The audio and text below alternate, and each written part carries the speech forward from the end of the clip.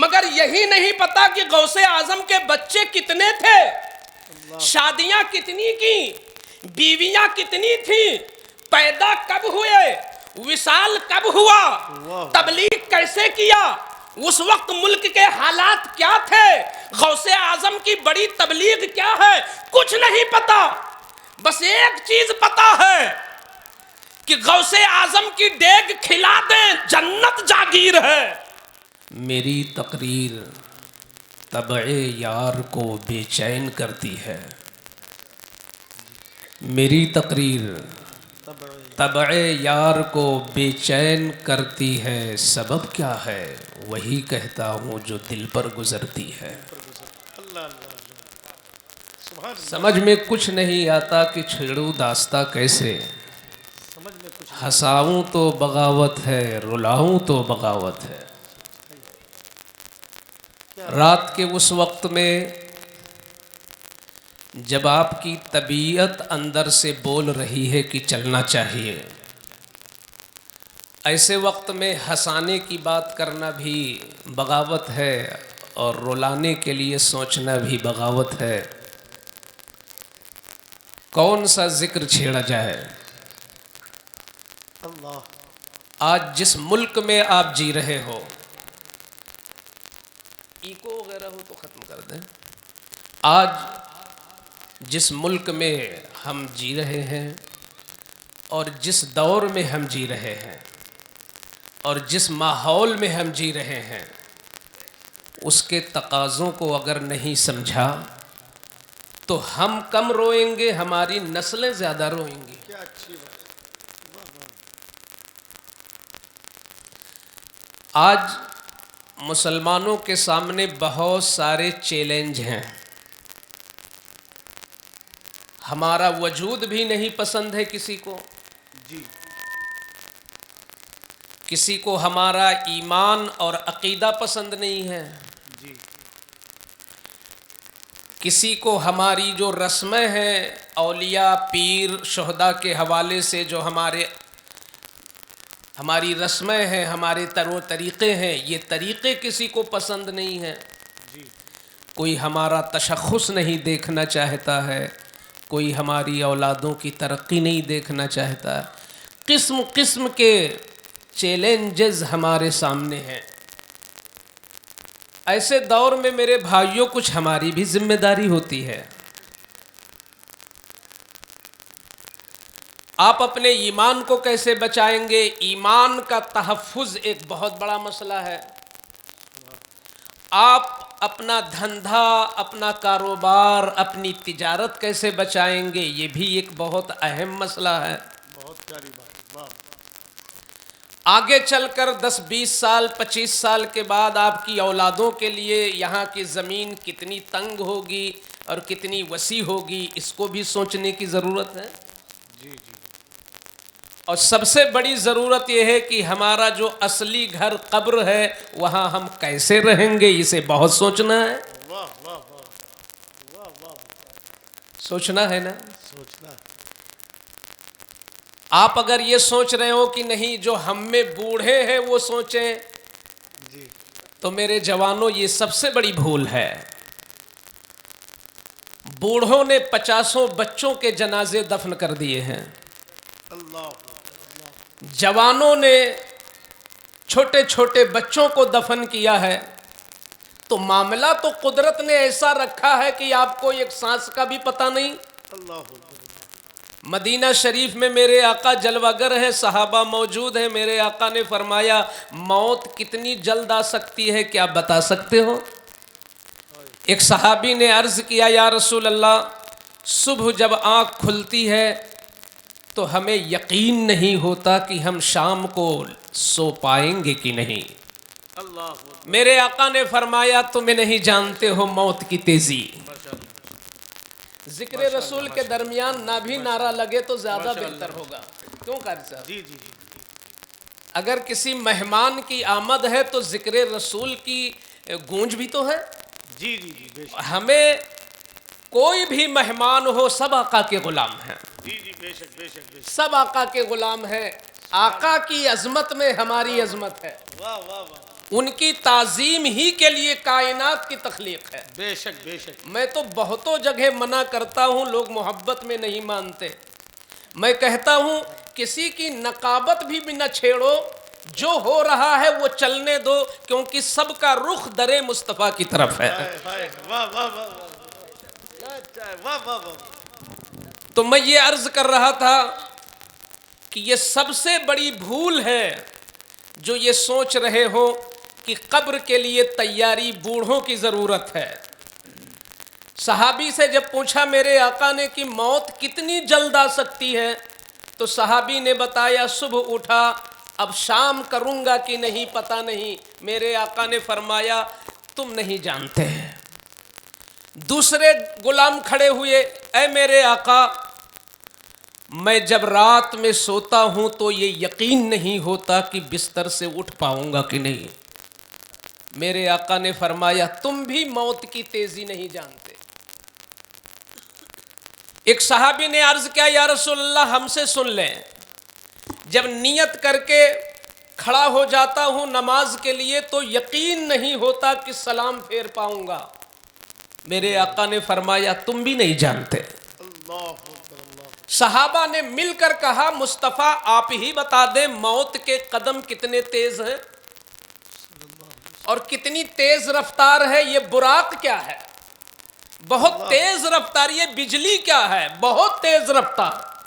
میرے آقا فرماتے ہیں میں جہاں تک میرا معاملہ ہے میں تو اس کو اتنی تیز رفتار سمجھتا ہوں کہ ایک طرف سلام پھیرا مجھے یقین نہیں ہوتا کہ دوسری طرف پھیر پاؤں گا کہ نہیں. اللہ اکبر اللہ. تو جب موت کا معاملہ یہ ہے تو بڑھاپے کا انتظار لا عقلی اور بدعقلی ہے کہ نہیں ہے؟ یہ سوچنا کہ 60 سال میں توبہ کریں گے، 65 سال میں داڑھی رکھیں گے، پھر مسجد کا رخ کریں گے اور اتنی عبادت کریں گے کہ نام کے ساتھ رحمت اللہ لگے گا اور بعد میں میرا عرس ہوگا، یہ سب سے بڑی بھول ہے تمہاری. ایک بزرگ کہتے ہیں کہ کسی بھی چیز کی تیاری میں کرتا ہوں مگر موت کی تیاری رکھتا ہوں. کسی بھی چیز کی تیاری کرتا ہوں، نماز پڑھنا ہے تو وضو کرتا ہوں، کپڑا پہنتا ہوں، مسجد جاتا ہوں، یہ نماز کی تیاری ہے. روزہ رکھنا ہے تو سحری کرتا ہوں، یہ روزے کی تیاری ہے. مگر میں موت کی تیاری نہیں کرتا، اس لیے کہ اللہ نے تیاری کا موقع ہی نہیں رکھا ہے. موت کس وقت آ جائے، جس دن بھی سوو یہ سوچ کے سوو یہ میرا آخری سونا ہے. نماز کا جو سجدہ کرو ہر سجدہ تمہارا آخری سجدہ لگے. اگر یہ کیفیت تمہارے دل میں ہے تو تم پٹری پہ ہو، اور یہ کیفیت نہیں ہے تو تم آن لائن نہیں ہو، تم پٹری سے کھسک گئے. یہ جلسہ جو ہمارے سامنے ہمارے وجود کا چیلنج ہے، ہمارے ایمان کا، ہمارے بچوں کا، ہماری مساجد کا، مدارس کا، خانقاہ کا، ان کے بچانے کے ذریعے آپ کے پاس کیا ہے؟ وہ زمانہ تو گزر گیا نا جب خانقاہوں میں دل اجلے کیے جاتے تھے. اللہ اکبر اللہ. شاید ہم ناکاروں کو وہ زمانہ نہ مل سکا. خال خال ہم سب کا انکار تو نہیں کرتے، مگر ہمارے سامنے وہ لوگ نہیں بچے کہ جن کی بارگاہ میں آنے والا چور تھا واپس ہوا تو توبہ کر کے گیا. ہم ایسے لوگوں کو اب نہیں دیکھ پا رہے ہیں کہ آنے والا بے نمازی تھا، چند دن رکا گیا تو نمازی بن کے گیا. اللہ اکبر اللہ. آنے والا سنتی چہرہ نہیں تھا، رہ گیا پیر کے پاس، واپس گیا تو حضور کی سنت لے کے گیا. ایسے لوگ تو نہیں بچے. تو خانقاہوں سے تو ہم نے ہاتھ دھو لیا. اب وہ خانقاہیں نہیں بچی جہاں دل اجلے ہو، جہاں تمہارے دل کا زنگ دور ہو، توبہ کرایا جائے، دل کو صاف کیا جائے، نورانیت دی جائے. ایک جو ہمارا اہم پلیٹ فارم تھا وہ ہم سے ہمارا کمزور ہو گیا، ختم کے قریب ہے. ہاں دوسرا بڑا مضبوط پلیٹ فارم تھا جس کو ہم مدرسہ کہتے ہیں. آج مدرسے بھی قسم قسم کی بلاؤں میں گھرے ہوئے ہیں. سچائی. جتنے بھی مدرسے ہیں مطالعہ کر لیجئے. جی کچھ تو معاشی اعتبار سے ٹوٹے جا رہے ہیں جی جی اور کچھ ایسے ہیں کہ معاشی جھگڑے اتنے ہیں جی جی کہ معاش کی کثرت کی وجہ سے وہ مدرسے مرے جا رہے ہیں. جی جی جی. ایک یہ ہے کہ پیسہ ہی نہیں مدرس کو تنخواہ کیسے دیں. واہ واہ. ایک تو یہ مسئلہ ہے کہ اتنا پیسہ نہیں مدرس کو رکھے کہاں سے, بچوں کو کھلائے کیسے, کمرہ بنائے کیسے. اور ایک یہ مسئلہ ہے کہ اتنا پیسہ ہے کہ پیسے ہی کی لڑائی چھڑ گئی, نہ وہاں تعلیم نہ وہاں تعلیم, مدرسہ کے وجود خطرے میں آ چکا. سچائی ہے. واہ واہ واہ واہ. کیا درد دل ہے. مدرسے پہ خارجی حملے بھی ہیں, مدرسے میں داخلی حملے بھی ہیں. داخلی حملے بھی ہے. سچائی ہے. واہ واہ واہ. مدرسوں کو شک کی نگاہ سے دیکھا جا رہا ہے.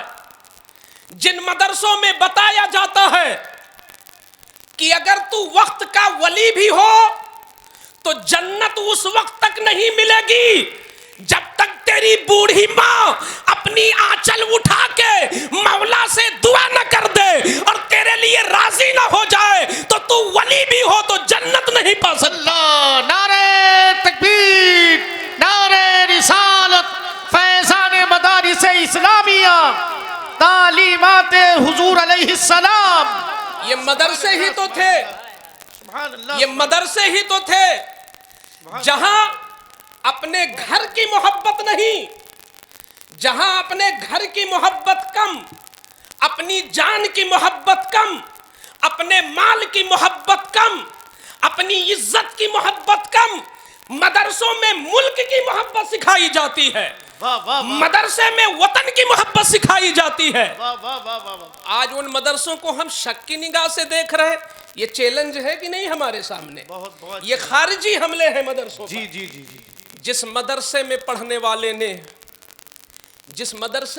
والے نے اس وقت ملک کا تحفظ کیا جب بڑے بڑے سونار, جب بڑے بڑے جائیداد والے, جب بڑے بڑے زمیندار, جب بڑے بڑے بادشاہ, جب بڑے بڑے ترم خاں لوگ اپنی جان بچانے کی فکر کر رہے تھے, اس مدرسے میں پڑھنے والے ایک وہ عالم دین جس کو دنیا علامہ فضل حق خیرآبادی کہتی ہے, جنہوں نے اپنی جان کو دے کر کے ملک کی حفاظت کیا تھا, واہ واہ واہ واہ واہ واہ. آج اس مدرسے پہ خارجی طور پر یہ دباؤ ہے. ہم مدرسے والے اپنے کو وفادار ثابت کریں, جی ہم اپنے کو ملک کا وفادار ثابت کریں, دلیل لائیں. جی جی. تو یہ تو خارجی حملے ہیں. واہ. داخلی حملہ یہ ہے کہ صاحب ہم ذمہ دار ہیں, ہم خود ہی تعلیم کا فروغ نہیں چاہتے. جی جی جی جی. ہم پڑھانے والے رکھے گئے, ہم خود ہی نہیں پڑھانا چاہتے. جی جی جی. ہمارے ہاتھ میں کنجی ہے, ہمارے پاس اقتدار ہے, ہم مالک کل ہیں مدرسے کے, ہم خود ہی کچھ نہیں کرنا چاہتے. تعلیم ہمارا نشانہ نہیں, حضور کا دین ہمارا ہدف نہیں, اعلیٰ حضرت کے مسلک کا فروغ ہمارا مزاج نہیں, بزرگوں کی روش عام کرنا ہماری سوچ نہیں. ہماری سوچ ایک ہے کہ بنگلہ کیسے بنواؤں, اپنے بچوں کے لیے دکان کتنی کھول دوں, کتنے پلاٹ خرید لوں, نام کتنا بڑا چھپ جائے. میں نے کہا نالائق, اگر مدرسہ نہیں, حضور کا گھر نہیں, حضور کے مہمان نہیں, حضور کے نائب نہیں, تو زمین پر بھی عزت پیسے سے نہیں پا سکتا ہے. خدا عزت دیتا ہے, یہ پیسہ کسی کو عزت نہیں دیتا. اللہ اللہ اللہ اللہ. نعرہ تکبیر, نعرہ رسالت. واہ واہ واہ واہ واہ. کیا کہنے ہیں. تو جو مدرسہ تھا, ہم ایمان یہاں سے بچاتے تھے, لوگوں کو عالم بناتے, وہ عالم نکل کر کے کام کرتے, تبلیغ کرتے, لوگوں کو مسائل سکھاتے, عقیدہ بتاتے. اللہ کے بارے میں آپ کا کیا عقیدہ ہے, فرشتوں کے بارے میں آپ کیا جانتے ہیں جی. میں نعروں کا مخالف نہیں، مگر میں نعرے والوں سے پوچھنا چاہتا ہوں کہ فرشتوں پر کیا اعتراض ہے؟ دوسرے لوگ فرشتوں کے وجود کا انکار کرتے، آپ فرشتوں کے بارے میں جانتے کیا ہیں؟ آپ تقدیر کے بارے میں کیا جانتے ہیں؟ جنت و دوزخ کے بارے میں مسئلہ کیا ہے؟ حساب و کتاب کی شریعت میں حیثیت کیا ہے؟ ہم ان چیزوں سے غافل کیوں؟ اس لیے کہ مدرسہ کمزور ہوا تو جلسہ کمزور ہوا، جلسہ کمزور ہوا، سچائی۔ مدرسے سے تعلق ہے ساری چیزوں کا، قاضی وہیں سے نکلتے، عالم وہیں سے نکلتے، خطیب وہیں سے نکلتے، نقیب وہیں سے نکلتے، شاعر وہیں پڑھ کے بنتے، سارا مال وہیں سے سپلائی ہوتا تھا۔ مدرسہ کمزور ہوا تو ہر اسٹیج کمزور ہو گیا۔ واہ واہ واہ واہ واہ واہ۔ ہمارے بزرگوں نے یہ جلسہ کس لیے رکھا تھا؟ ہمارے بزرگوں نے جلسے کی اس لیے بنیاد رکھی تھی، میری بات کڑوی نہ لگے تو عرض کر دوں، میں نے شروع میں پڑھ دیا کہ نہ میری تقریر طبع یار کو بے چین کرتی ہے، سبب کیا ہے وہی کہتا ہوں جو دل پر گزرتی ہے۔ جلسے اس لیے تھے کہ ہماری قوم کے 2% لوگ صرف مدرسہ پہنچتے ہیں، 98% وہ لوگ ہیں جو مدرسے میں جا کر باقاعدہ رہ کر تعلیم نہیں لے پاتے ہیں۔ وہ 98% اسکول کالج تک رہ جاتے ہیں یا کاروبار تک رہ جاتے ہیں۔ ایسے لوگوں میں اکثر وہ لوگ ہیں جو اردو صحیح سے پڑھنا نہیں جانتے، یا اگر پڑھ پاتے ہیں تو پڑھنے کی فرصت نہیں ہے، یا اگر پڑھ سکتے ہیں تو سمجھنا نہیں جانتے۔ تو ایسے لوگوں کے لیے جلسے کا انتظام تھا کہ اس جلسے میں آ کر کے دین سیکھا جائے، اس جلسے میں آ کے ایمانی باتیں یاد کی جائیں، اس جلسے میں آ کے اپنا عقیدہ سمجھا جائے، اس میں آ کے نماز روزہ حج و زکوٰۃ کے بارے میں احساس جگایا جائے۔ اس جلسے میں رہ کر کے ہم دین کی غذا لیں، روح کی غذا لیں، ایمان کی غذا لیں۔ یہ تو جلسوں کی ذمہ داری تھی نا۔ کتنا دیا جا رہا ہے جلسوں میں غذا؟ اگر غذا جلسوں میں دی جاتی تو 20 سال ربیع النور کا جلسہ کرانے والی کمیٹی ایسی نہ ہوتی کہ حضور کے والدین کا نام پوچھ لو تو بغلے جھانکے، انہیں حضور کے ابا کا نام نہیں معلوم اور حضور کی والدہ کا نام نہیں معلوم۔ اگر جلسوں میں دین سکھانے کا نظم ہوتا تو انہیں یہ نہیں پتا ہوتا 25 سال سے ہم لنگر غوثیہ کرتے، 51 دیگ ہم قوم کو کھلاتے، مگر یہی نہیں پتا کہ غوث اعظم کے بچے کتنے تھے، شادیاں کتنی کی، بیویاں کتنی تھیں، پیدا کب ہوئے، وصال کب ہوا، تبلیغ کیسے کیا، اس وقت ملک کے حالات کیا تھے، غوث اعظم کی بڑی تبلیغ کیا ہے، کچھ نہیں پتا۔ بس ایک چیز پتا ہے کہ غوث اعظم کی دیگ کھلا دیں جنت جاگیر ہے۔